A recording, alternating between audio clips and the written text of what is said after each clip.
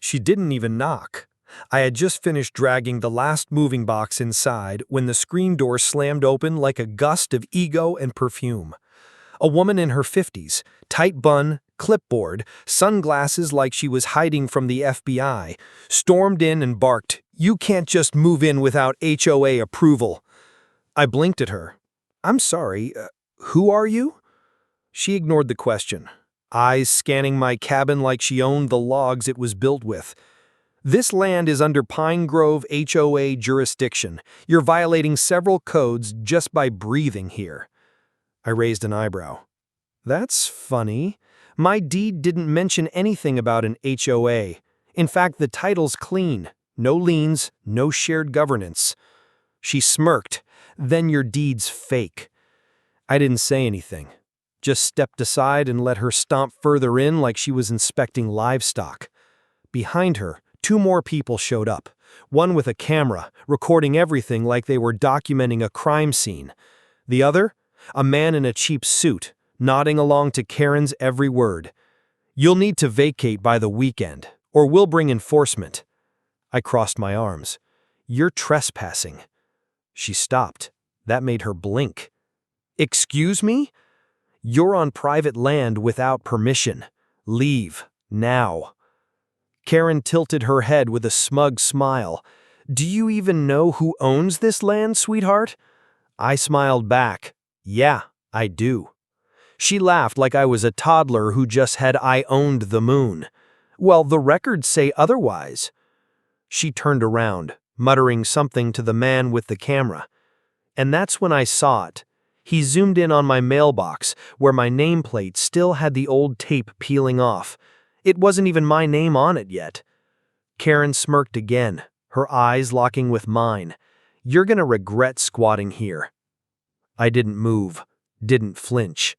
Because what she didn't know was who I was renting from.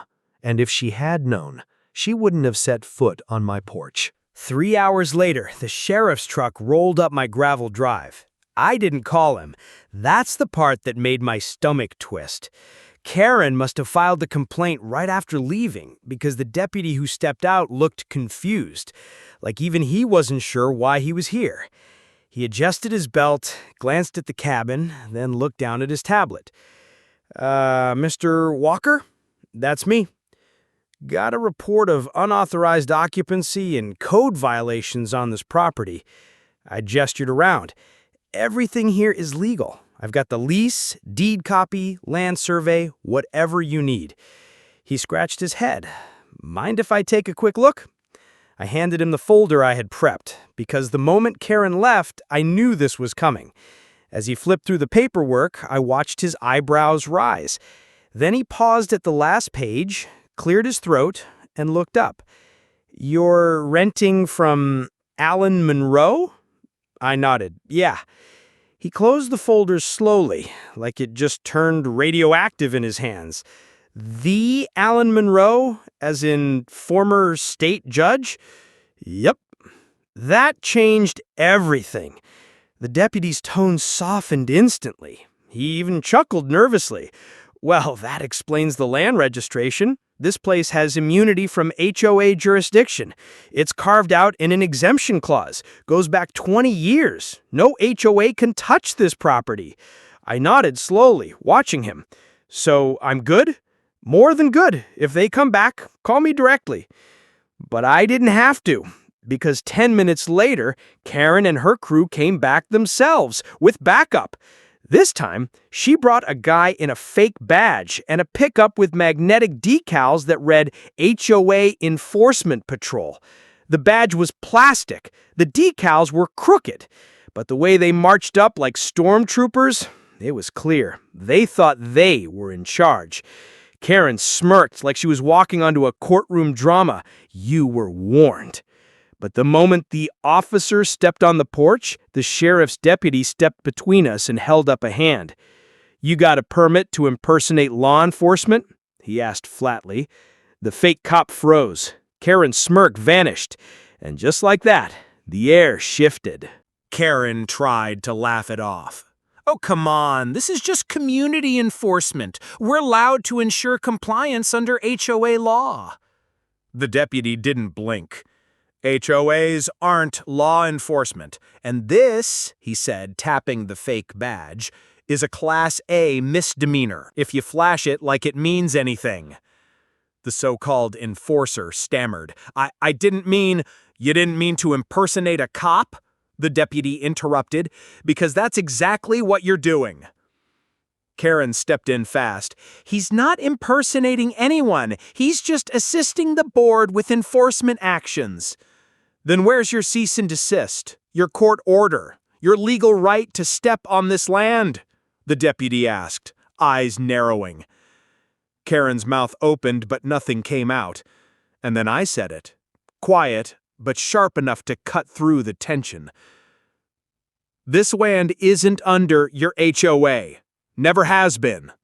Your board's been lying to homeowners for years, trying to expand your reach past the original charter. That landed like a grenade.